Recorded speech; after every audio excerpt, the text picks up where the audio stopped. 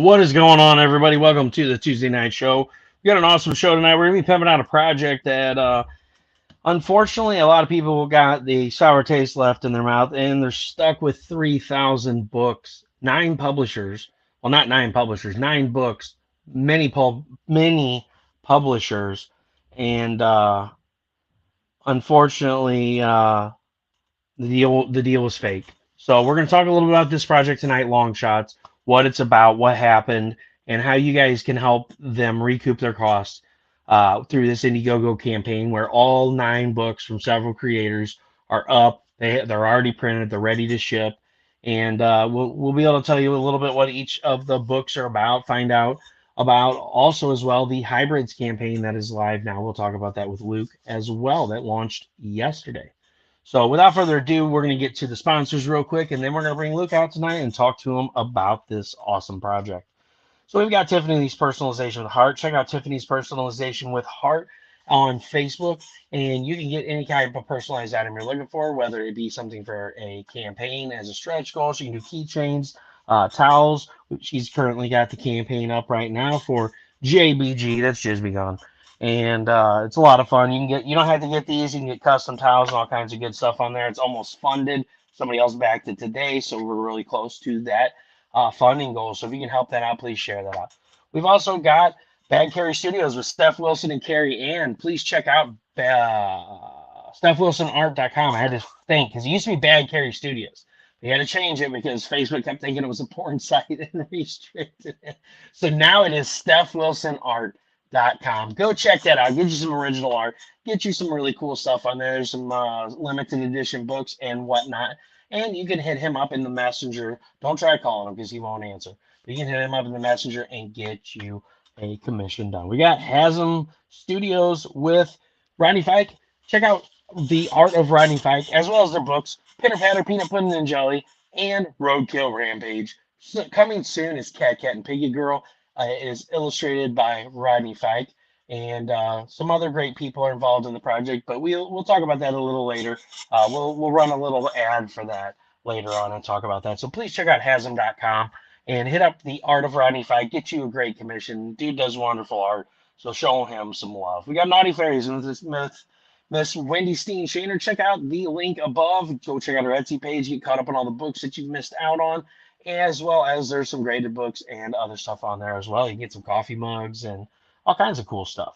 We got Codex Entertainment LLC with Louis Torres. Please check out Lily the Demon, it's Ace and Starlet, Nebula Pearl, Whispers in Necropolis, and VRXOXO, which just funded #2 last week. So check out those fun projects from Codex Entertainment LLC. We got Outpost 426 Studios with CB Zane and Michael Shoemaker. Please go check out their wonderful stuff. You've got Into the Suck, as well as Scorpiana and Black Rabbit, which just blew up the freaking Kickstarter, man. We're talking, it did over 1,000 backers. Great project. Can't wait to see it. The art looks beautiful. So, guys, if you missed out on Black Rabbit, get ready for that to hit stores, their store pretty soon once they get it fulfilled. We've also got 183 Degree Studio with Alfred Trujillo, Doobie Doobie Doo, and Miss AZ Power Girl, Kara Nicole. Please check out their Patreons as well as 183degreestudio.com, where you can pick up all kinds of original art and great prints, cosplay prints, all kinds of good stuff. Check out Doris Jones, Labor of Love.com. Go check out all her great paintings. She's got some beautiful paintings on there, some abstract stuff. You can get a commission from her of whatever you want, whether you want to be realistic, a character, whatever. Hit up Doris Jones, Labor of Love.com. Once again, folks, all of these links are available in the description. So if you hear something you like, you can go check it out later on. And last but not least, we've got Comic. Oh my gosh. Sorry, guys. I still, after 3 months of changing the name, I'm still trying to go to the old one. It is Rust Explode Studios Charity Auctions for CB4K. Due to legal reasons, I had to change the name because I couldn't use CB4K auctions.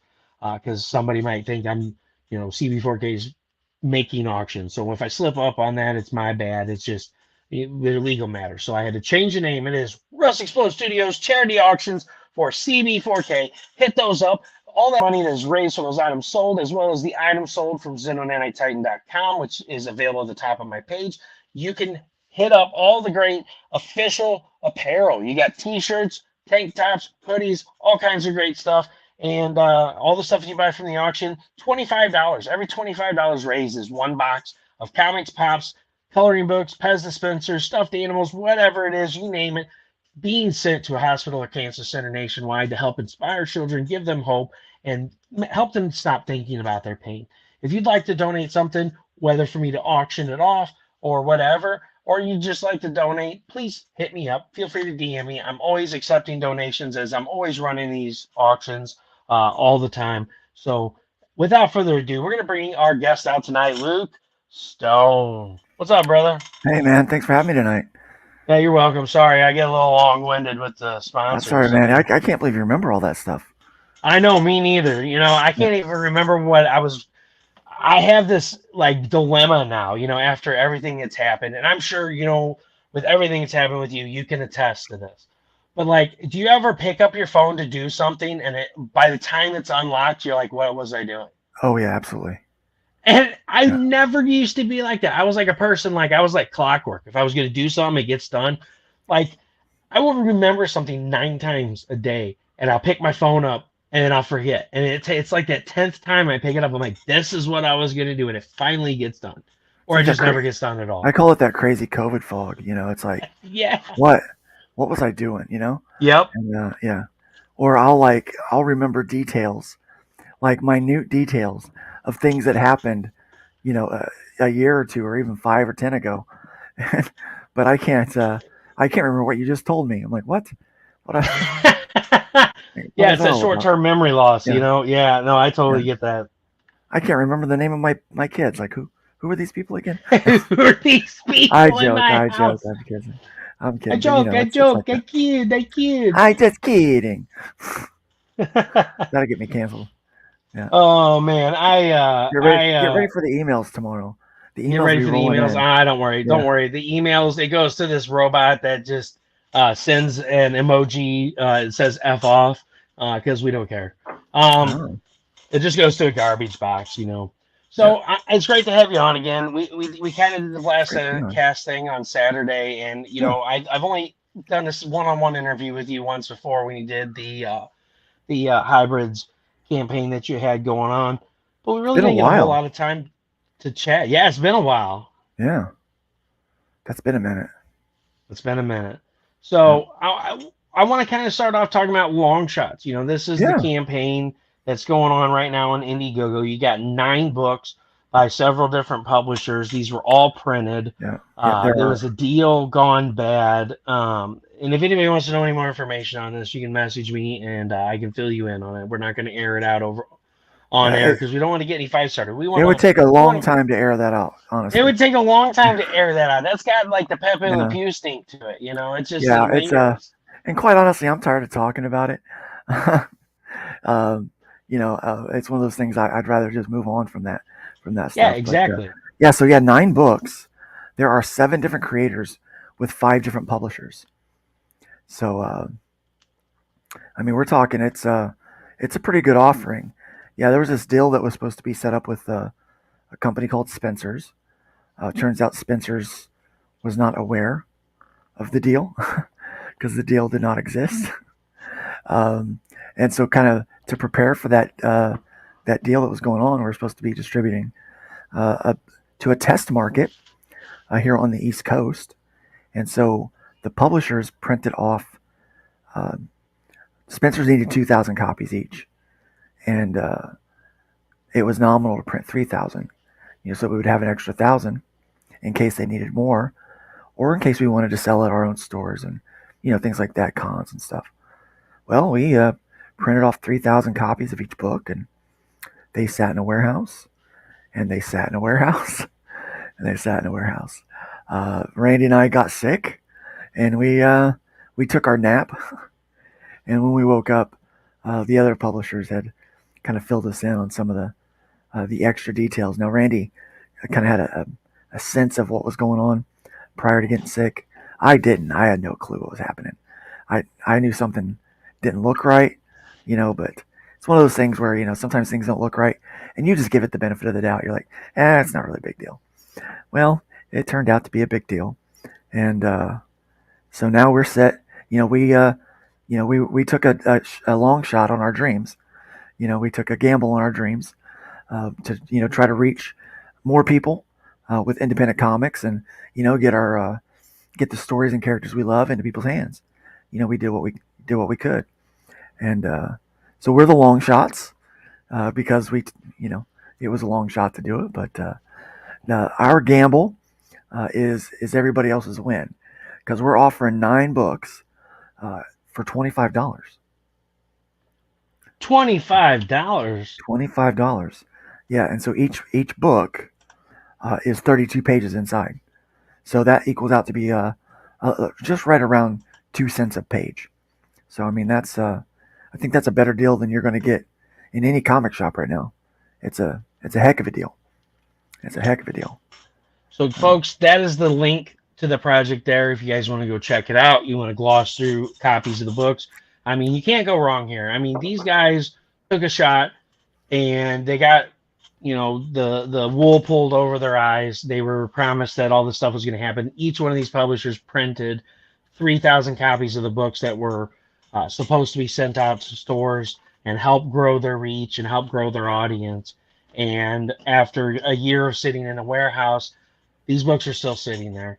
And so they had to go pick them up. And now that's what this project here is all about. So anybody there on YouTube, Facebook, or Twitch, you guys got the link there right now. Please go check it out. Please go show the book some love.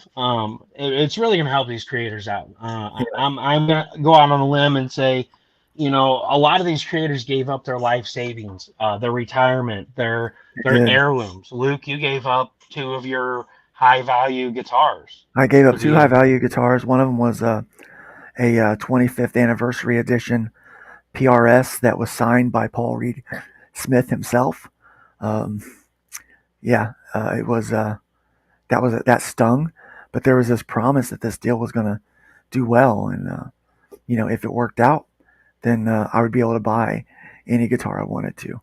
But that didn't play out that way. Randy was on the hook for 3 books, so was JD Calderon, and so they really put in a lot of money. Randy, I think, is $16,000 in debt now because of this. Took money out of the 401k. We're not trying to do this to make you feel bad. Reason why I brought this up. These guys devoted. I'll say this: if making you feel bad entices you to back the project, then woe is us. Well, I'm not trying to make you guys feel bad. What I'm trying to portray here is that's how dedicated, how much love these guys have for their project. This is dedication. How many people out there are going to give up their heirlooms because they have that much devotion, that much love for their product? They're willing to give that kind of stuff up to put it out there into the world and say, check me out. So that's devotion right there. And if that doesn't get you to back a project for $25 for 9 books, how many of us go and back like a hollow foil cover for $70 on a campaign and you only get 1 book? I mean, here you're going to pledge $25. You get 9 books, 9 awesome books. They're already printed. As soon as the campaign ends, these books will be leaving out to you into your glorious hands for you to hold up and go, holy shit, I got something great here.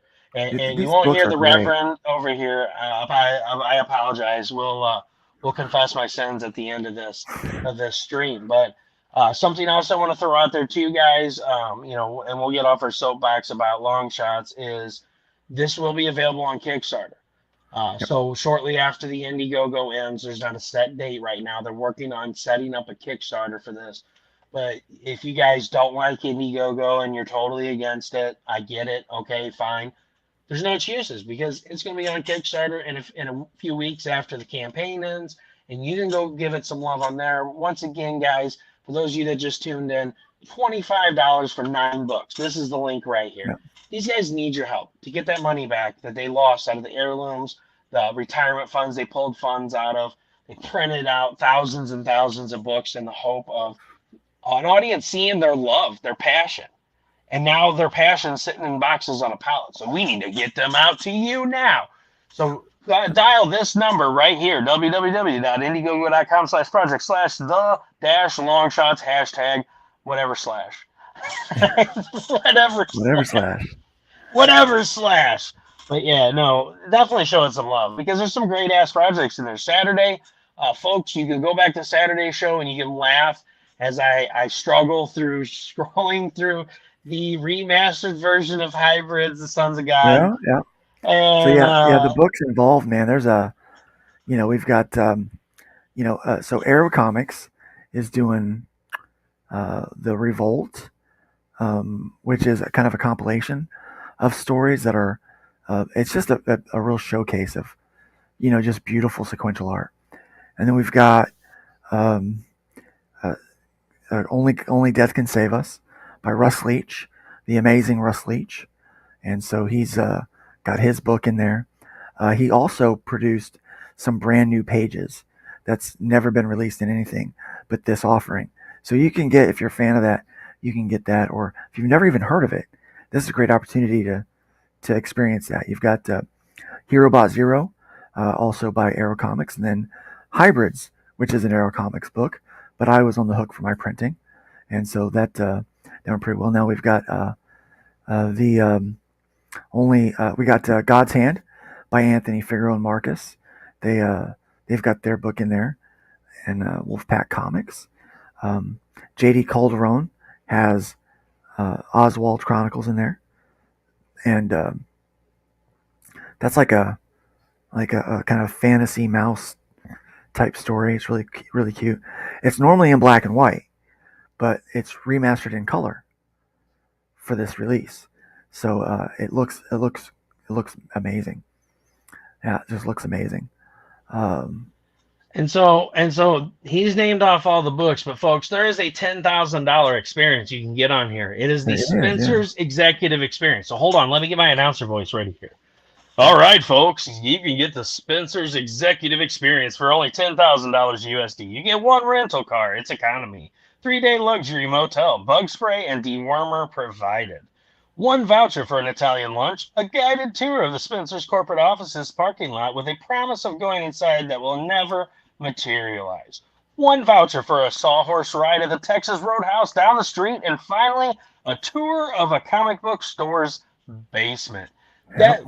That tour will be provided by Luke Stone and Randy Zimmerman. They're going to come out and get you and take you on the experience of your life. So for only $10,000, this package can be yours. No Yeah. refunds. Yeah, like legit. Like we're gonna come out and give you guys the treatment. Anthony should be there. Marcus should be there. I know JD Calderon will be there. Um, I think even JD Rosario will be there with his book. So yeah, we'll have quite a few of us out there. It'll be a good time. You'll also get an hour long special on Nita and Daphne's vlog, where they just interview you and get to know who you are and let the world get to know who you are. So it does sound like a lot of money. It is. It sounds like a joke, like we're making it up, but we promise you, it is not a joke. We will, if you back that tier, we will take care of you. Well, we promise you that it's not a joke, but honestly, it was a joke that was played on these creators. So you will get the same Yeah. experience that they received on the Spencer's deal. Yeah. So, Now, so I don't know if it's fortunate or not, but I didn't make it to that first trip because I was already in the hospital. oh man. So that's why I said I don't know if it's fortunate or not. There it is right there, folks. The bundle pack, the buy-in, $25. Ships worldwide too. So if you're tuning in from the UK or anywhere, you guys come check this out later. This does offer worldwide shipping. This is not limited to the US, so please don't feel like you can't back this project. They definitely need some help. 'Cause, I mean, look at this. Look at these books laid out here on this table right here. They're absolutely beautiful. We got some really good books. We got hybrids, and the Oswald Chronicles is absolutely adorable. I love the Yeah. little mouse stories. It reminds me a lot of Redwall. It was one of my big series growing up, and I was so sad, when I went off to college and I picked up his last book, and I finished it, and I was like, man, I can't wait for the next book. And then it was like a few months later, I found out about his death, and Yeah. it just was crushing. You got somebody that, you're so immersed in their world. And so, seeing the Oswald Chronicles really helped me pick a little bit of that back up because it's kind of the same concept, only instead of in a Yeah, novel form, it's in a comic form. So you guys, yeah. I mean, this is an awesome deal. 9 books for 25 And bucks. Tall Tales Wellkeeper, Show the Interceptor. Yeah, I mean, there's just a lot of good books here. I mean, and it's kind of like a tapas experience. Now, what's even better is these are not one and dones. Each one of these books, that there's more content ready for these, and so you're gonna see more of each one of these. Plus, you're gonna see stuff that was planned for month two that was gonna hit the shelf that didn't make it because obviously no deal, no no print, But yeah, we've got stuff that's there that you can get the content for. Now, obviously, you're not going to get it through the distribution company that had promised this stuff, but you're going to get it through each one of the publishers. So it's pretty Speaking of exciting more stuff. content, what's Yeah, more this? content. Well, this is my official return to comic books post COVID. This is kind of an exciting 24 hours for me. This is the first 24 hours of this campaign. This book is the third of four installments of my hybrids series. So legacy numbering, this is issue number 8, but this is the Killing Field part 3. So the Killing Field arc. If you can't tell that it's a little dark by the name, the Killing Field, then I kind of broadcast what's happening a little bit here. I do tease who's going to be the one that dies. Someone is going to die. One of the members of the team will meet their fate on the killing field, or maybe more than one somebody's. But that's for me to know and you to find out, which would be really cool finding out. But yeah, this is my return to comics. So this book was done prior to getting sick, with the exception of lettering, and I was ready to launch it in September. But I slept all through September. I was intubated during that time, and so coming back, this is kind of my return to comics uh, production and making it happen. So pretty excited about that. And for those that have never heard of hybrids, basically, if you like Chris Claremont era X-Men and things like Ancient Aliens and conspiracy theories, then this book is right up your alley. It actually has been called by a guy that I totally respect, Adam Lawson, who does a number of different projects, and he's a tremendous writer. In fact, the latest book that he's done that I really love is a Kill Journal. But he read the first trade paperback of Trash Day, which is available as an add-on with this campaign. He read that and he said, "This is the X-Men that I wanted to read," and I'm like, "Sweet, I'm gonna quote the crap out of that," and I have. I've let people know Isn't that. that So great when you get somebody you look up to that says something so awesome and you're like, can I yeah, use that as a quote? yeah. Well, and I think the thing is, I've heard a lot of people complain about recent X-Men offerings. They're like, I'm not really a fan of it. And they, kind of go back and forth about how it's not the same, it's not right or whatever. Well, I'm gonna tell you, um, if if you're missing it, we've got it here. This is kind of that ensemble team that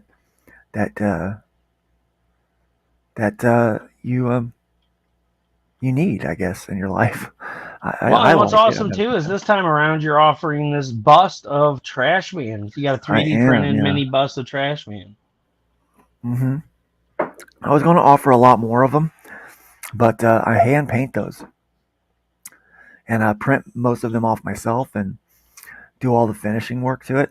And I'm a little limited now post COVID, so we're only offering 10 of those in PLA with the mini bus package, and then I do have an add-on where you can get one, and those are going to be done in resin. The quality on the resin is a little better, but it's nominal. Quite honestly, this is like a 3.5 inch bust, and they look great, and I'm pretty excited about it. But you get a lot of stuff with that. I mean, um, you get parts 1, 2, and 3 of the Killing Field, plus the bust with that featured tier. There are 9 left for people to claim, and that's only been the first 24 hours. And we also have the first 50 physical backers will get a free chibi sticker that's drawn by a friend of mine named Joe Spicer. So Pretty I'm cool. sorry, did Pretty you cool say offering. titty sticker? Chibi, chibi, chibi, Ah, chibi ah, I sticker. know. I just had to I mess with gotta, you, man. yeah. Let me make sure I enunciate that. I don't Yeah, know because if I like did. honestly, the A first titty time it sticker sounded might like you sell said better. titty, and I was A, cracking up. I was like, a, oh, a titty sticker might sell better. I don't know. it might so You better. know, you know how But things are. so let's talk about you. This is always the Yeah, main focus of my show. I want to talk about you, and yeah. we talked a little about your whoa Ooh, we man went for a down. ride. We Yeah, went we for a went for a ride. ride. All right. Woo! Saved the iPad. Oh boy, I don't know what happened here. Somebody unlocked my stand. That was scary. We almost lost the iPad, folks. Gone for good. Really would be shutting down the studio then. All right, there we go. I was trying to adjust my angle here, and I almost And like there it murdered went. my iPad and my face. So anyway, main focus of the show here is to delve into a little bit about Luke Stone. How you got into comics, where you started out, how your idea for Trash Man came to be and stuff. Yeah, I know, right? It's what's up, Thomas? Did someone say titties? I know. I'm sorry, Wendy. I don't mean to be sending you guys on a roller coaster ride. I pulled a CV Zane. I murdered So, the camera. so we know how to summon Thomas. Titties. Titties. And it's like, yeah, chibi. Chibis are pretty popular right now too, though. They are. Chibis are But pretty freaking cool. but You they're know, not as I popular. Not as popular as the other thing. Yeah, not as popular as the other thing. Like my cute little baby Yoda that I Oh, that I I love drew that. Yeah, little turned out Grogu. really good. I'm super proud of it. It's like the only time I've ever drawn anything that turned out half-assed good. But so I made bunches of stickers of them. I'm like, I'm just gonna send them to people. But yeah, no, back to what we were talking about. Let's talk about you. When Yeah. did you first get into comics? What was your main passion? Like, what age were you, and how did you come across comics? Well, see, I was 5 years old when I got my first comic. It was I was a big fan of He-Man, the cartoon. I would wake up. I don't even know how it worked, but I would wake up at 5 o'clock in the morning to watch the first release of the first airing of He-Man, and then I'd rewatch that episode all day long. But my dad would get up and go to work around that time, and his friend come to pick him up one day, and he saw me up watching this He-Man, and he goes, he likes that. What's a kid doing up this early? He goes, he gets up to watch He-Man, man. He loves that show. And then he eats some cereal, drinks some chocolate milk, and goes to sleep on the carpet. You know, and so his friend was into comic books and gave my dad some comic books to give to me. Um, and I fell in love with comics at that age. Now I held on to those comics for a while um, before I couldn't even read or anything. I just looked at the pictures, and I remember I was probably, I don't know, 12 or 13 when I started getting like to this itch that I'd been drawing for a while, but I really wanted to get better at comic books. And so there was this one issue that really spoke to me. It was one of the Secret Wars issues that Mike Zeck did. I think it was issue number 4. Had the Hulk on the cover holding up all the rock. It says, beneath a million tons of rubble stands the Hulk, and he's not happy, or something like that. And I just loved it, dude. I was enamored by it, and I would lay out the pages and put my paper over it and trace to learn how to do those shapes and stuff. So I'm drawing it like I didn't realize that they drew these pages real big and that they were shrunk down. I didn't realize that. I didn't know any better. So I'm learning to draw at these little tight angles, because I'm like, oh man, how did they get all these lines in here? This small, I didn't understand it. Yeah, there's But a I little start, bitty box on this comic book page. You got yeah, all this detail packed in there. Like, are they yeah, using microscopic pencils to add yeah. this? What's going But on I here? just I just started practicing, and I got to the point to where then once I got done tracing everything, I started looking at it and trying to copy it by sight, which I got pretty good at. And then I started like, okay, well maybe I can take some of this and make my own comics. And I remember that sparked me to. I'd been going to the comic book shop and seeing these independent comic books, you know, where it was like actually, oddly enough and funnily enough, you've got books by Arrow Comics, which was Randy, and then some Silverline Comics was out back then too, um, and things like that. And these books inspired me to think I could do this myself. I don't have to work for the big two. Now I wanted to, and I drew a few big pictures and sent them off to Marvel, and they were kind enough to send them back and say, we don't want to keep your originals, but thank you very much. Keep up the good work. You might have a future in this. They were very respectful, and it was nice. But it was a nice way of saying, good job, kid. Keep trying. Basically, is what they're doing. But it was fun trying to draw that stuff. But I remember I came up with some original characters, and I created this comic book, and I drew it real size, maybe just a little bit smaller, but I didn't know how they got the colors in there. So I used pastel colors because they look kind of like pastels. And I drew it, inked it, and colored it with pastels on this construction paper. And it was called Future Defenders of Modern Earth, or F-Dome. It was terrible. It was absolute garbage. But man, it was a start. And then I figured out how to letter comics the old traditional way. I learned that, okay, you draw each page, then you have it colored with kind of Pantones and things like that. And then digital came in. Had a friend in the early 2000s at the dealership that I worked at that was he really knew Photoshop. He had a pirated version of Photoshop and helped me out with getting that pirated copy. And so I learned how to do Photoshop a little bit from him. And then I wound up meeting a guy at church that used Photoshop to do stuff at church. And so I started learning how to paint comics like they did with Image at that time, all these kind of stuff. So I was learning all this stuff, trying to figure out how to make comics and do it. And so I just kept trying my craft over the years, and I'd make a comic here or there. Life would always take me away from it, music. I was a guitar player and stuff, played at church and stuff. And then eventually, I got married when I was 20, had our first kid when I was 22. And so being married and having a kid just kind of took me away from comics for a while. But I kept coming back. It was just a love of mine. Love comics. It's in my blood. Like Jack Kirby says, comics will break your heart, kid. Once it gets a hold of you, you just can't let it go. And so that was kind of what got me. And then in 2014, I moved to Florida. And hey, Jennifer, what's up? Yeah, so in 2014, I moved to Florida. And the first thing I did when I got here, I tried to find a band because that's what I had been doing, was doing music. And I couldn't find a band. It was like I was having such a hard time, finding any good Christian bands that needed a guitarist or a singer. And I didn't know enough people to try to start my own. So I was like, well, I guess I'm just not going to do much.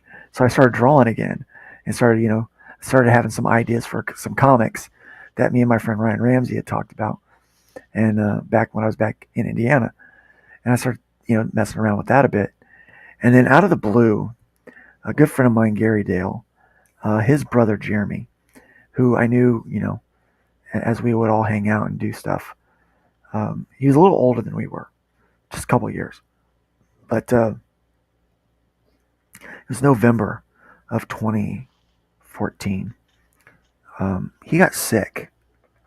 And got some con crud and quickly deteriorated, and he passed away.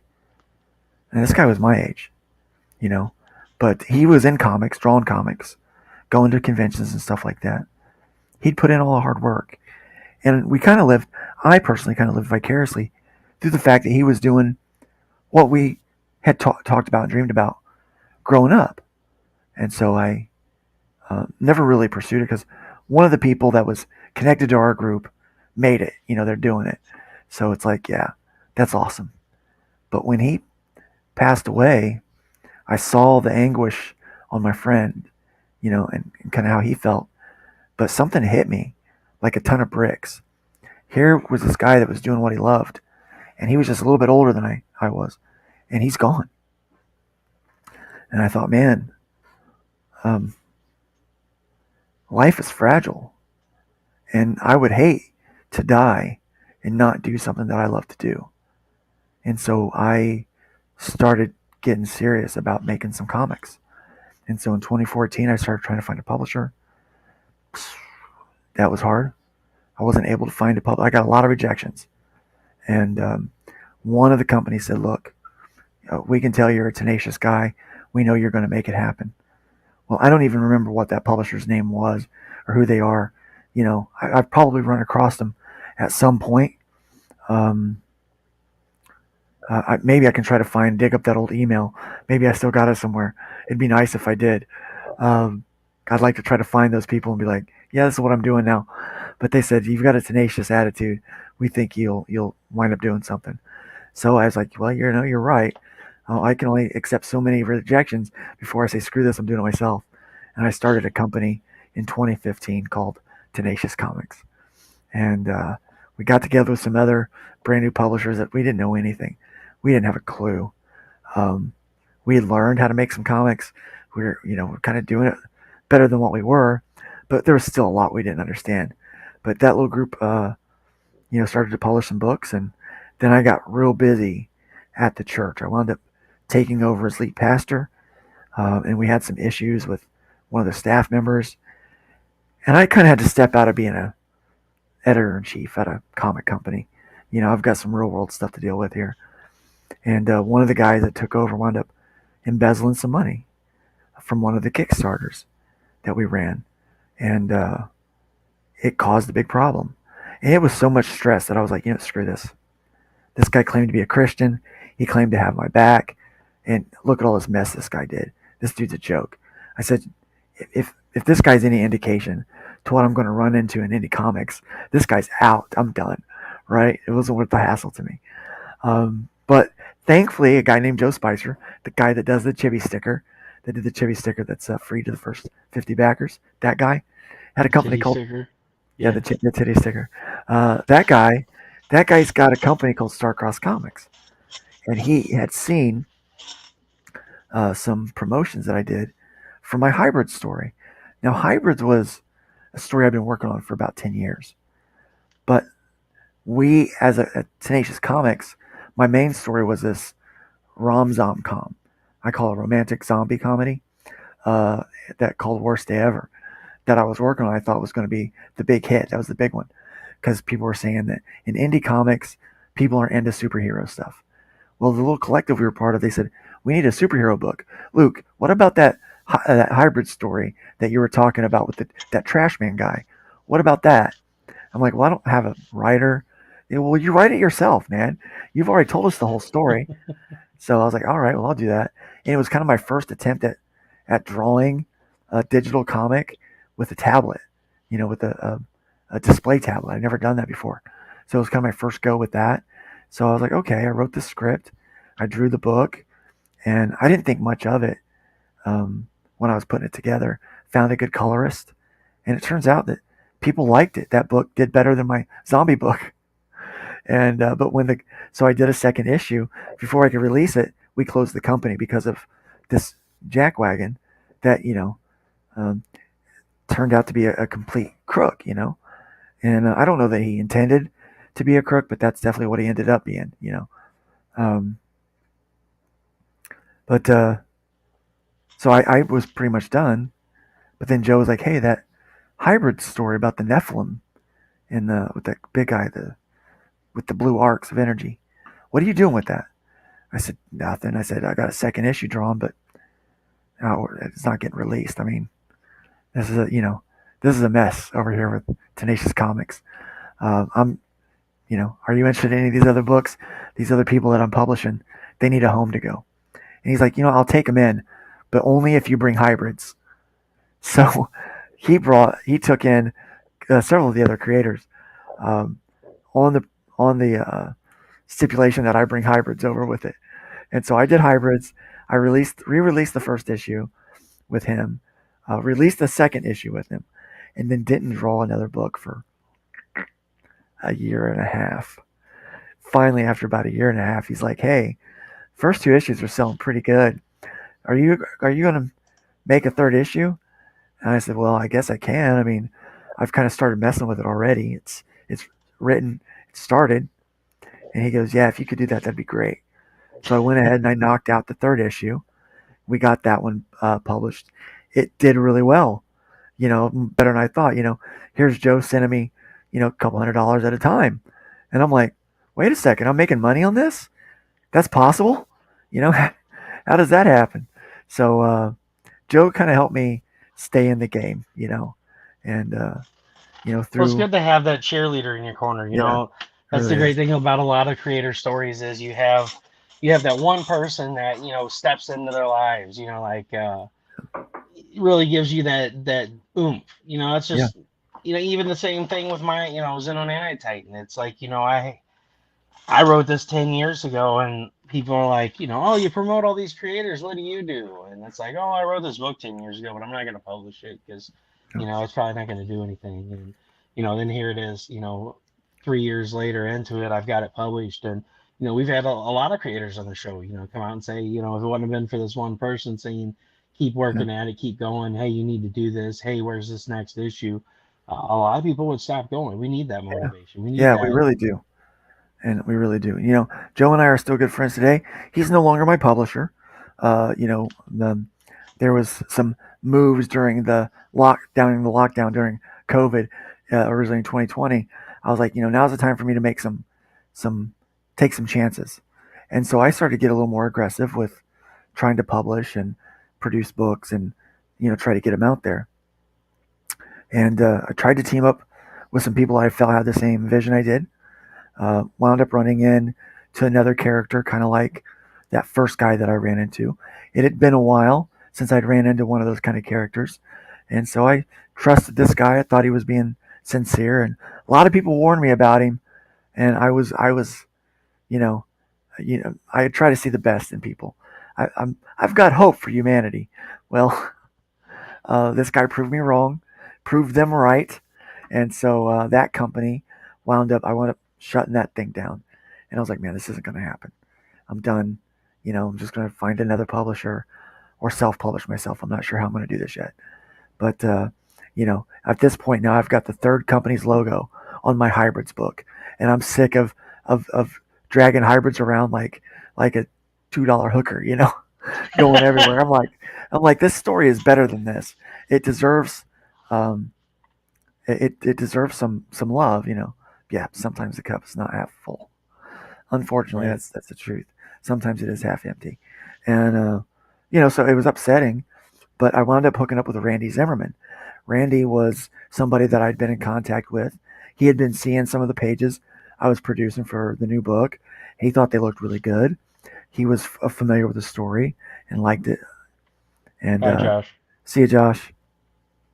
Thanks for Um, stopping in.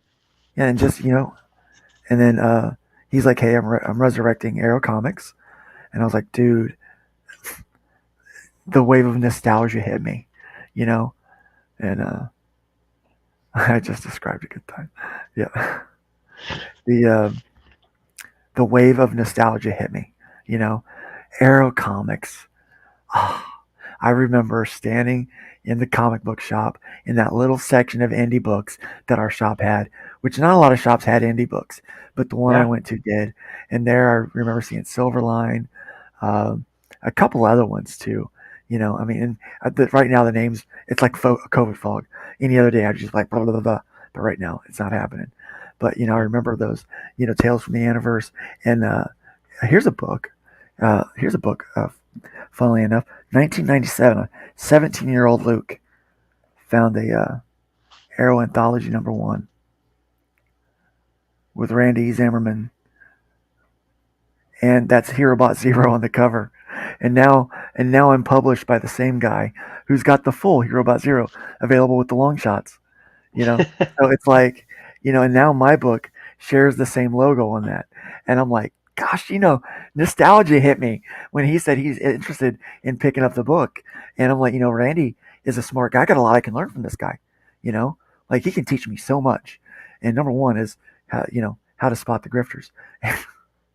we uh we both got a little tricked on that one. Both got fooled on that one. A lot of us got fooled on that. Five of us, five publishers got fooled with that one. We live But and we yeah, learn, man. we live and learn. Yeah. So And just yeah, think, you've got so many copies of these awesome books that you can yeah, send out to people on the yeah, Longshots yeah, campaign. So go check it out on yeah. Indiegogo and Kickstarter coming The, soon. the cool thing is that book. So I obviously I just described how I did the first book kind of quickly with little to no experience on back in 2015, and it Yeah. released in 2016. So when I went to Arrow Comics with the promise of this deal with Spencer's, I remastered that whole book. I went back in and changed about 80% of the art and added pages to the book to kind of round out the whole story a little bit more. And I did that to the first five issues, because I wanted my new editor to have credits on it. I wanted my current layout artist to do a few layouts, so he got part layout and rough credits on it. I wanted them to be a part of the love when these books went into the retail space. So because of that, now you not only do you get the first issue with this great thing, but now I've got, even though I was duped, there's a strawberry in everything, right? And the silver lining. And so that was what caused me to do this remaster. And I'm so happy with the remaster work.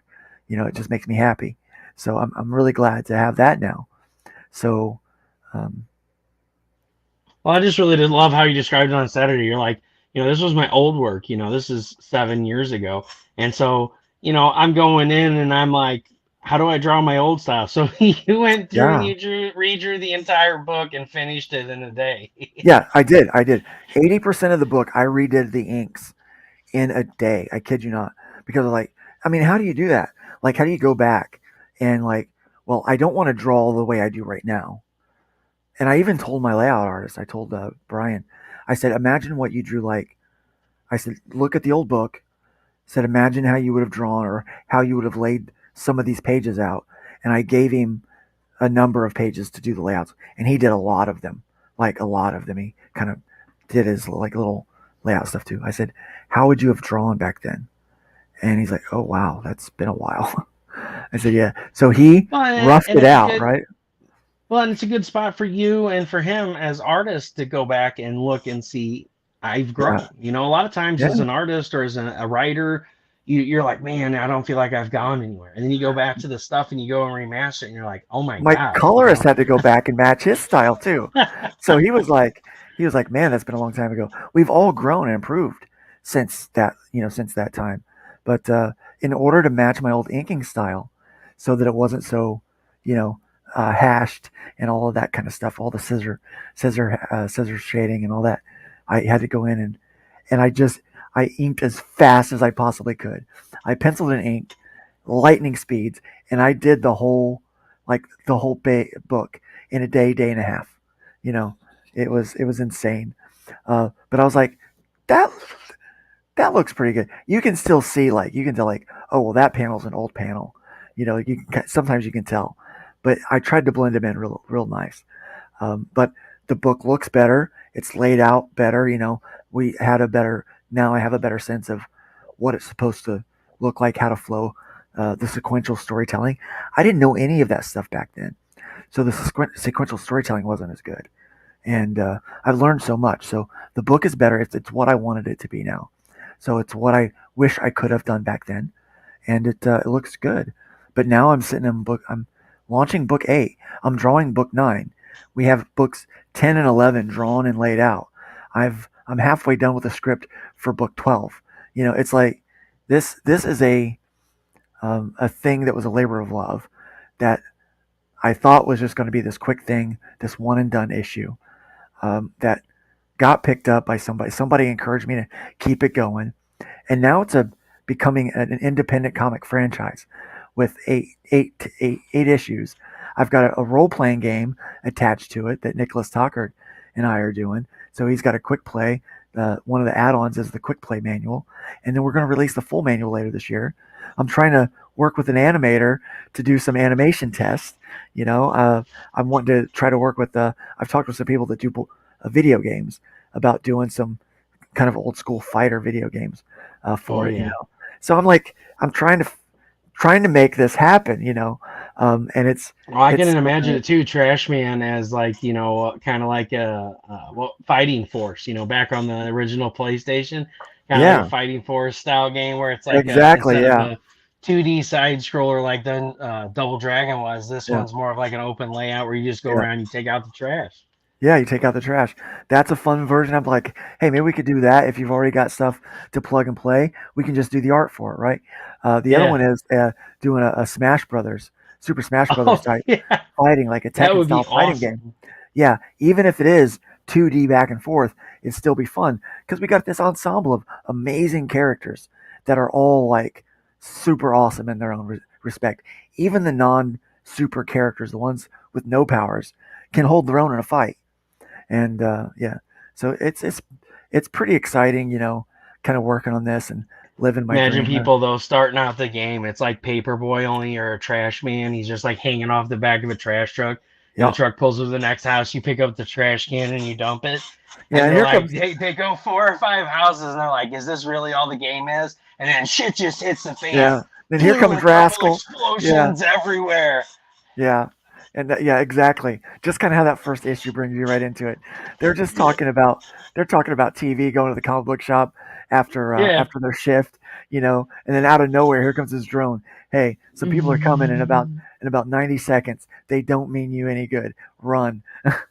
And here Yeah. comes this ship from around the corner, and they're like, "Holy crap, I better run!" And it Oh just hits the no! fan. And then like the drone just torpedoes the freaking trash truck, and then so like you're stuck there with your Yeah, I mean, sidekick. yeah. Man, So I'm it could telling you, be man, Fighting pretty Force, fun. it's the perfect freaking, Mhm. like we can go and we can change some textures and some shaders, and throw your Yeah, characters in there, and yeah, yeah. So I love the idea. It's so much fun to kind of live in this world. But now with the RPG, people can live in the world with me. yeah, So it's kind of that first step that I've always wanted to do. A 14-year-old Luke used to on Wednesdays, especially during the summer, mostly during the summer. Sometimes we would skip school to go to the comic book store. Don't. Good thing mom and dad are both gone, so they can't get mad at me for that one now. So I could talk about it in public. I think there for a while I was like, I used to skip school on Wednesdays to go to the comic shop. I'm 35. I'm trying not to let my mom hear. But no, so yeah, we used to go to comic shop on Wednesday, buy all the new comics that we could. If we had extra money, we would buy new dice. Or we used to save up for dice and miniatures and stuff like that.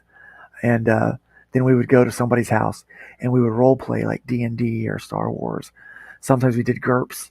I remember as I'm a grown man, I got a baby, and I would go hang out at my friend Gary's house. His dad would run a generic universal role playing system, GURPS. He would run a supers game, which is where some of the characters that I play come from, that I write come from. They were characters that I made for that series. It was great, and I just I just loved it. It was life for me, and I always wanted a comic book with a role playing game so that I could personally play the world that I loved or that I wrote, yeah, be able to live in both of those. And I thought, maybe other people do the same. So as much as I started out making this for me, I make it for everybody now. Everyone else like me that got real tired of, especially after Chris Claremont left, the X Men, all those X, all the new versions of X Men that I don't claim. I can't claim them. They're not. That's not my X Men. This whole backstory with Logan, where he's a guy, like he's a guy. I'm like, no, I don't. I'm like, I don't want anything to do with that. That's not my Logan. I kind of feel like that hashtag not my president kind of guy when I say that. But who cares? Who cares, man? But it was, this kind of hey, stuff you that's like there, what you and like, and when yeah, somebody steps away that carries the franchise, and they bring in all these different people, it's not the same anymore. It's watered down. It's yeah, it's it's tainted. yeah, the things that they want to do with some of the characters, and I'm disappointed. The last House of X and Powers of X, they tried real hard, but it just didn't hit with me. especially kind of towards the end when they hand it off again. It's like, and it kind of undoes itself a little bit, and it upset me. And I'm like, I love the X-Men. I love that feeling, that nostalgia. Used to watch I say used to watch the animated series. I still do. What am I talking about? That stuff gets rewatched all the time in my house. Love that stuff. And it just takes me back to, I like escapism in my comics. I don't want to be reminded of how crappy the world is every time I open up a comic book. Like all I have to do is turn on the news or walk out my front door, and be smacked with how crappy things are. I don't need that Hey in my man, comics. that's what I preach every week on this show. I preach the biggest thing is we do God's work because we create escapism for people who can't Escapism, yeah. get out of their head. They come home and they have a shitty day and they open our books, our comics, Yeah. they watch our movies, they become one with our worlds as indie creators, and writing and creating these worlds is escapism for us. So our Yeah. escapism becomes somebody else's escapism, and it's cool to Yeah. get to share that with the world. It really is. Yeah. And like what's fun, like I talked with someone today, they're like, man, so they know I've not been shy to say that somebody dies on the killing field. You can't have a series called The Killing The Field killing field. and Yeah. not kill somebody, right? So at least That's a the irony of somebody, the story. Nobody yeah, dies. at least a somebody is gonna die. At least one somebody is gonna die. And so I asked him today, and he's like a super fan now. He loves the series. He's like he collects the action figure that I made for the last campaign, and he's got all that stuff. And he said, and I asked him, I said, who do you think I'm going to kill? And he's like, and so he has a guess. He guessed I'm going to, you know, his guess is it's Trash Man. Because but I'm like, well, you'll have to wait and find out. By the time we get to the end of book 9, you're going to know who's dead because I will have already killed them by then. Now I know who's dead. Um, so after I took my nap, here's what's funny, Russ. So I wrote the scripts before I got sick. Everything was laid out before I got sick, right? And so one of the first things I did when I got back is well, first I bought the pork pie because I always wanted a pork pie um, ever since I watched Breaking Bad. I'm like, that's a cool hat. I want one. And I don't know if I look good in the pork pie, but it's now my look. It's what I do. So Yeah, you that look was like you're Amish though with the beard, so it's cool. You got that Amish yeah, look yeah, a going. little bit. So I bought Yeah, a pork churn pie. some butter. Yeah, so I bought a pork pie. Yeah, I'll churn the butter all day long. Is that code for something? I don't know what that means. Oh Lord. Lord, No, I I'm just laughing. apologize. Lord, I Oh apologize. no, it's not code for anything. It's funny because the song "Gangster Paradise," Right, yeah. Weird Al did the The Amish Amish paradise, yeah. Paradise, Yeah. and one of the lyrics of the song is "turning up the butter." Yeah. So as you can see, I still have oxygen. So I'm still Yeah, recovering a bit. But one of the first things I did, besides buy the pork pie, is I open up those old scripts and I read them. And as I'm reading them, I pull up the layouts that Brian Dawson did for me. And I start looking through like, okay. So, because he doesn't draw any of the detail in there. He does rough figures, so they're kind of amorphous. He's just basically giving me kind of the rough of the page, how the angles are going to be for the camera angles and shots for each panel and that kind of stuff. So this kind of amorphous blobs sometimes. I'm like, I have no idea what that. Let me read the script and find out who that's supposed to be. And so I'll read this. I'm like, okay, that's what's going on. And so as I read the scripts through book 9, I read book 8 and or read book 9 because 8 was done.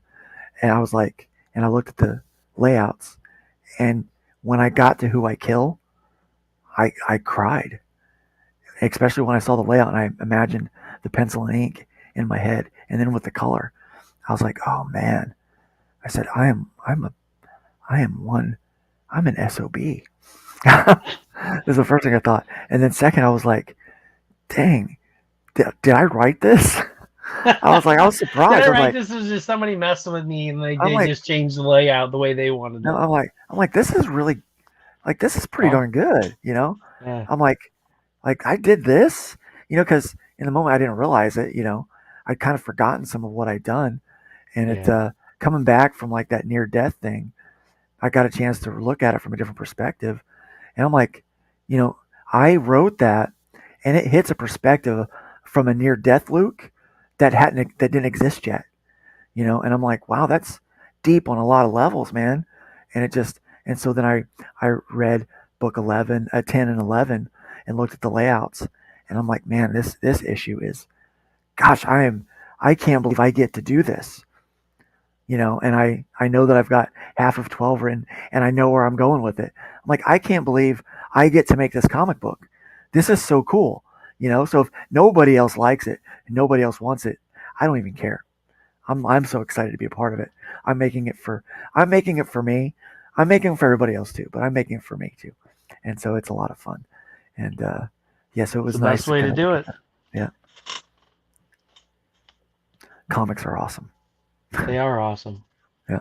Well, well, we're hitting about an hour in. I'm glad we got to sit down and get a chance. I really love hearing about how this came to be. It's really cool. It's something I've never heard before, and I hope the audience enjoyed, hearing the story about everything that you went through with going through the three businesses, and having somebody that lifted you up. It's one thing that I want everybody to always take away from each one of these that we do here on Rush Explode Studios is be that person. Oh, my headset just died, but can you still hear me?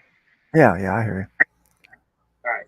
That's one of the elements I want people to take away from the shows is be that person. Don't ever be that person that is the no person for somebody. you. Always Yeah. try to be that yes person. When you have somebody that's in your circle that's struggling, that's really excited about something, and they think nobody else is going to be excited with them. Yeah. Help push them to do something.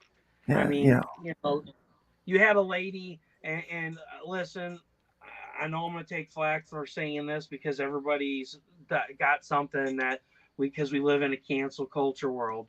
But look at J.K. Rowling. Yeah. She was living on the streets. She wrote these books, and now it's a fucking multi-million-dollar franchise. Uh-huh. And I enjoy the stories. I enjoy the games. I'm excited about the new Harry Potter game that's coming out because, my wife made fun of me when we first got together because I watched Harry Potter. But now she's a huge Harry Potter nerd, even more than I am, and it's it's the point of the matter is be somebody that's a yes man for Yeah. someone or a yes woman. Don't be a no man. Don't be a no Yeah. woman. Help lift them up, and they could create a world that one day you can be like, I helped make that. And it's Yeah. not for bragging rights. It's to feel good that you helped another human be the best that they can be, Yeah. and So that's what it's all. yeah, I mean, just look, think about Joe. Think about Joe Spicer. If you pick up hybrids, Russ, and you like it, and you're enjoying it, and you get to book 8, and you're like, wow, man, I'm glad this book's happening. Thank Joe Spicer. He encouraged me. Be that encouragement to somebody else. I always like to say, leave the wood pile higher than you found it. Randy always says, leave the industry in better condition than you found it. Um, they mean the same thing. It's the same in sentiment, really. And you're right. Be a yes man. Be that bit of encouragement. Too many people tear things down. Yep, Build more than you build more than you tear down, and it's so important to do that. Um, that's the only way things get better. It's the only way you know that things will ever improve. But yeah, you get it.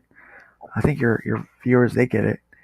Um, it's fun to create, and yeah, we're competition. If you and I both write a book, yeah, we're competition because it is an industry, but we're not competition. no, If you do well as right? an indie creator, then I'm going to do well as an indie creator because rising tide lifts all ships. You know, That's right. it's you know, it me being better strengthens you. You being better strengthens me because now I've got to step up my game to match Russ. I've got to be better. I've got to match that energy. I've got to match that quality, and it's good that competitive. The competition you can look at it one of two ways. You're my competition. I must destroy you. The only way that I'm going to be better is if you're worse. That's one way you can look at competition. The other way you can look at competition is friendly. Oh, you're better, so let me try to be better. like we did with our friends in the schoolyard, Yeah. like, it's like, oh, you can jump this far. Well, guess what? I'm going to try to jump that far instead of not trying to jump further. And none of us tried to knock the knees out from underneath our friend. That's not what we did. We didn't. We tried to actually do good things. We tried to be better. We tried to jump further, not cut our not to cut our friends' feet off. That would be ridiculous. Why would you do that? But that's what we do in comics all the time. Instead of just trying to jump further, we pull a Tanya Harding and you know try to take the knees out from our competition. So let's use that competitive nature as a friendly thing and let it fuel us to create a better product for ourselves, but also for everybody else, man. Because who really wins when we do that is the readers and the fans.